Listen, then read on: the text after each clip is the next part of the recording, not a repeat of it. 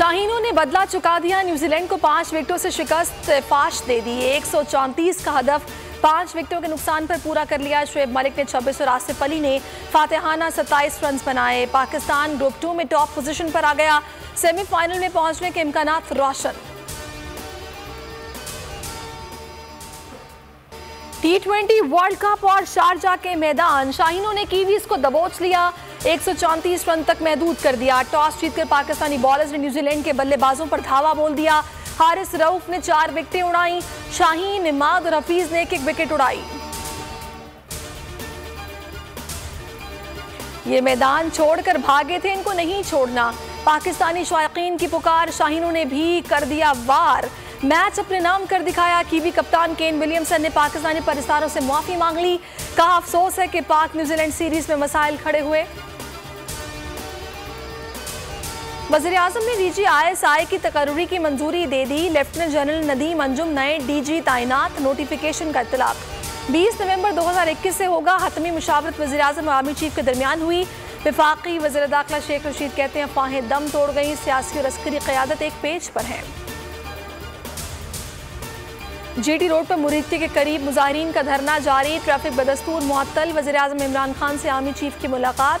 दाखिली सूरत हाल का जायजा। वज़ीर-ए-आज़म की ज़ेर सदारत अमन व अमान पर भी इजलास।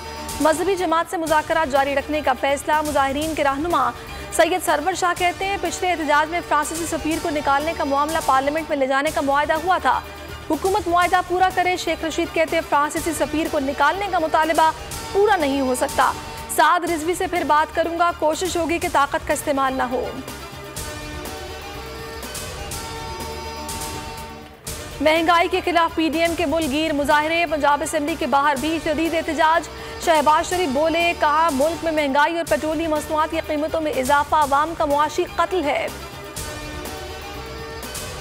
तहरीक इंसाफ नए वज़ीर आला बलोचिस्तान के लिए बलोचिस्तान अवामी पार्टी के उम्मीदवार की हिमायत करेगी। वज़ीर दिफा परवेज खटक की गुफ्तगू।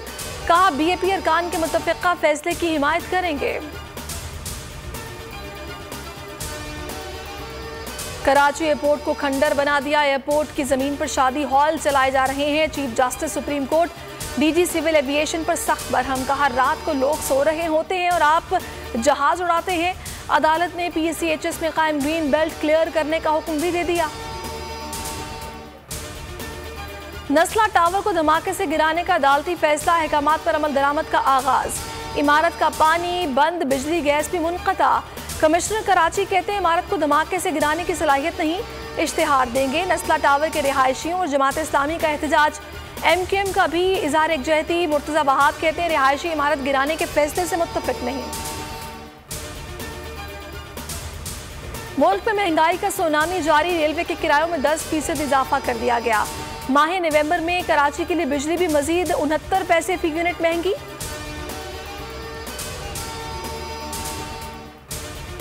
रुपए की बेकदरी थम न सकी। इंटरबैंक में डॉलर 82 पैसे महंगा होकर 175 रुपए की सतह अबूर कर गया।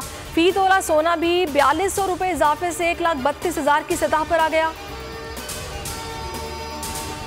और पेट्रोलियम डीलर एसोसिएशन का 5 नवंबर को मुल्कगीर हड़ताल का ऐलान। कहा मौजूदा कमीशन रेट से गुजारा मुश्किल हो गया। महंगाई और FBR के खिलाफ भी ताजिर सरापा एहतजाज। रैली निकाली, फैजाबाद पहुंचकर धरना दिया। अस्सलामुअलैकुम, आप देख रहे हैं बोल न्यूज़। मैं हूं सहरेश जुहेब।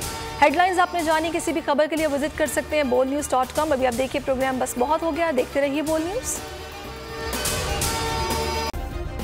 सब्सक्राइब करें और बेल दबाएं ताकि कोई खबर रह न जाए।